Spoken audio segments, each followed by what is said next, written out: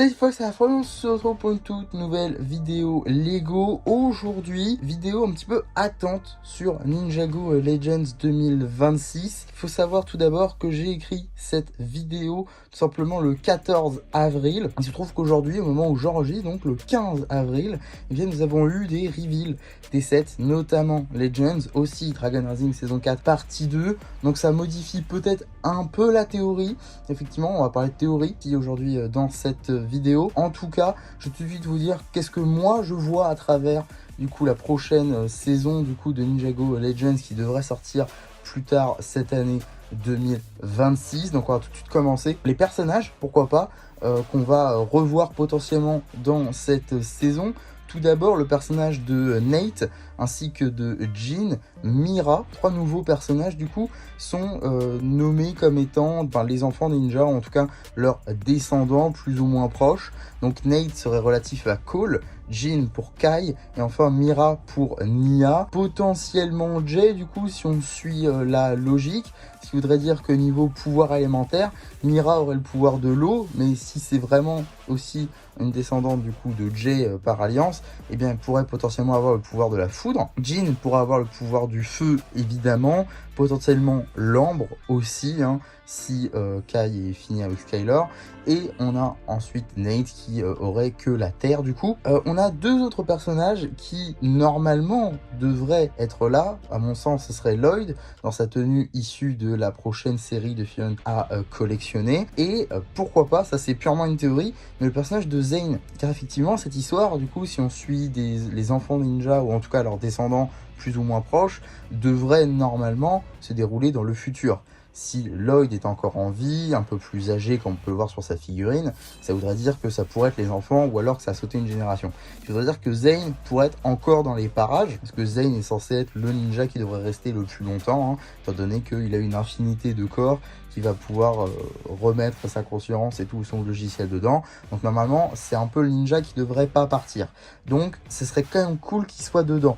Ce qui voudrait dire aussi que ça serait les seuls survivants, hein, Zane et Lloyd, de l'équipe originelle des ninjas. Donc ça, c'est un nouveau personnage. On a ensuite l'histoire, on va dire, principale que j'aimerais bien voir. Alors pour moi ce sera un retour des mains du temps. Alors je sais, tout le monde va le dire, hein, retour des mains du temps encore, chaque année on nous le ressort, c'est vrai. Maintenant il y a quand même un peu plus de choses qui se passent cette année. Cette année donc c'est les 15 ans, cette année on a eu le set des Old Town avec les mains du temps à l'intérieur, c'est pas forcément anodin. Donc voilà, je pense que potentiellement on peut avoir au moins une référence, voire pourquoi pas une apparition aux mains du temps, ça serait plutôt cool. Et donc pourquoi pas on pourrait dans un futur où Lloyd et pourquoi pas toute l'équipe hein, devraient affronter les mains du temps, pourquoi pas, je ne sais pas, hein. Il y aurait peut-être certains ninjas qui pourraient mourir dans la bataille contre les mains du temps, et donc, submergé par ses émotions, Lloyd redébloquerait sa forme Oni pour vaincre les mains du temps, sauf que le problème, c'est que Lloyd va perdre le contrôle de sa forme Oni, comme on aurait dû le voir normalement dans Cristallisé, sauf que ça faisait trop peur à l'équipe interne de Ninjago de faire un truc trop dark, où Oni Lloyd aurait vraiment tout cassé. En réalité, c'était jugé trop sombre pour la série. Or maintenant, on a bien vu qu'on est prêt à faire des choses sombres dans Ninjago. Je pense notamment à Monstrosity qui était beaucoup plus sombre que d'habitude, et c'est du Legends en plus. Et même au-delà de ça, dans Dragon Rising, maintenant, on parle de mort explicitement. Donc, pour moi, il n'y a pas de problème à faire et à adapter du coup cette histoire de base qui était prévue pour Oni Lloyd. Donc ça pourrait être plutôt cool, et je verrais bien aussi, pourquoi pas, une manière de garder le pouvoir du temps, c'est-à-dire que Lloyd aurait pris le pouvoir aux mains du temps, comme ça a été fait par le passé du coup, avec les lames du temps. Ça pourrait franchement être cool, et du coup, ma théorie avec ça, c'est pourquoi garder le pouvoir du temps. C'est en réalité pour justifier une autre chose qui devra arriver dans Ninjago Legends, ce sont les chefs de guerre Oni. On a vu donc, qui sont dits des Oni Warlords, donc des chefs de guerre, qui sont censés être les Oni représentés sur les masques Oni qu'on a vu durant toute l'Oni trilogie. Donc normalement, dans ma théorie encore une fois, le pouvoir du temps permettrait de ramener à la vie ces chefs de guerre Oni, du coup, sous le contrôle de Lloyd Oni en tant que grand leader, potentiellement nouvel Oméga de cette armée Oni, ce qui pourrait être plutôt intéressant. On a ensuite l'histoire de Lloyd qui normalement a été révélé aussi à gauche à droite, que normalement Lloyd devrait traverser l'île des ombres dans Ninjago Legends. Du coup, consumé par la destruction, il devrait rechercher les vestiges d'Overlord sur l'île des ténèbres. Pour moi, ce serait ça la théorie. Pourquoi est-ce que Lloyd retournerait sur l'île des ténèbres? Ce serait justement pour aller chercher des vestiges de ce qu'Overlord aurait pu laisser sur l'île des ombres, pour simplement réduire l'équilibre à néant, comme ça aurait dû être le cas à la base. On pourrait donc avoir là-bas un affrontement entre Oni Lloyd et Zane, du coup potentiellement qui deviendrait le nouveau chef de l'équipe des ninjas, avec les enfants des ninjas, qui serait, je pense, une scène plutôt cool. Et moi, je pense qu'ils essaient d'y aller, du coup, là où vit maintenant le premier maître du Spinjitzu, car ce serait un petit peu là-bas que reprendrait l'équilibre. Le premier du Spinjitzu aurait créé l'équilibre, donc il en serait, pourquoi pas, celui qui représenterait l'équilibre. Et donc, aller attaquer cet endroit où il vit maintenant, parce que c'est pas non plus les terres spectrales, c'est vraiment quelque chose à part. Donc, attaquer cet endroit-là, ce serait attaquer l'équilibre, donc potentiellement raser de la carte l'équilibre si les méchants venaient à gagner, ce qui serait plutôt sympa, je pense. Et on a vu notamment ce set, du coup, le crâne du dragon et l'épée directement à l'intérieur.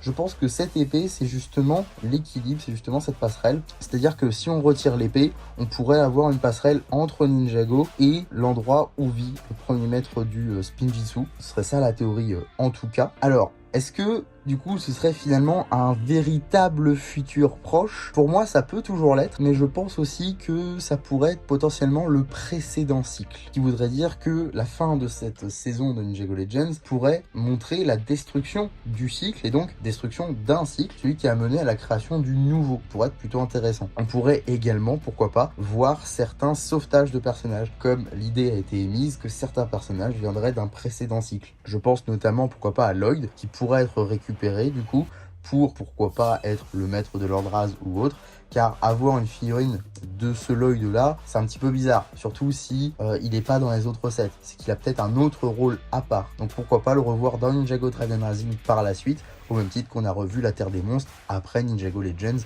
2025. Donc voilà à peu près ce que je voyais moi pour cette histoire-là. Alors j'ai d'autres choses à voir, notamment avec vous. Tout d'abord, étant donné que c'est l'année des 15 ans 2026, il peut y avoir potentiellement des références. J'aimerais bien, pourquoi pas, un retour au vrai potentiel pour faire face justement à la forme Oni de Lloyd. Ça pourrait être cool.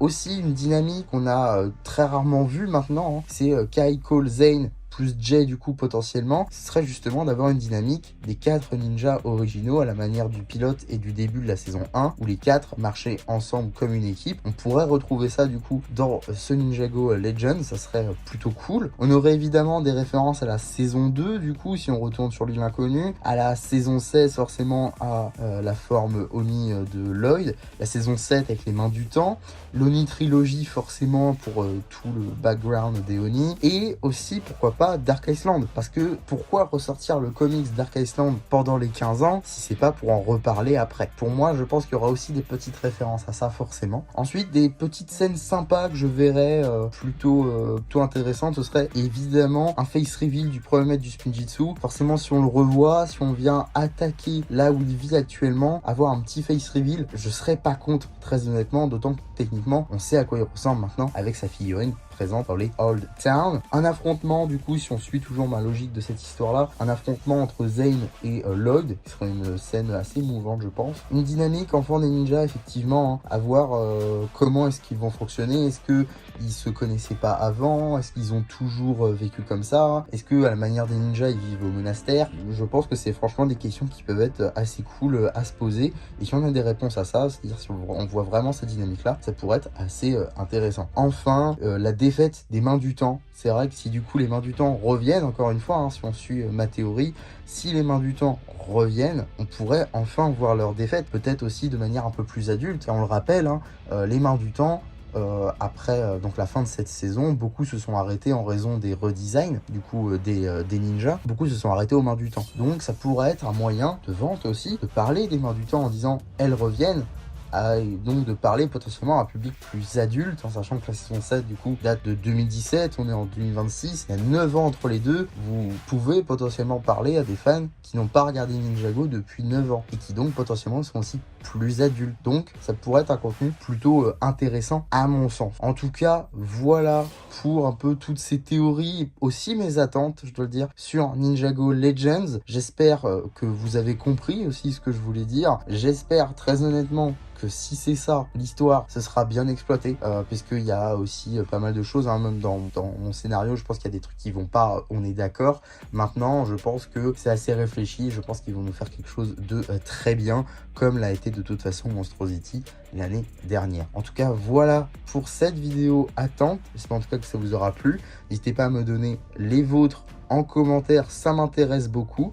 N'hésitez pas non plus à liker la vidéo, à vous abonner, à partager. Et moi, c'était MC, qui espère que ça vous aura plu encore une fois, qui vous dit bye bye.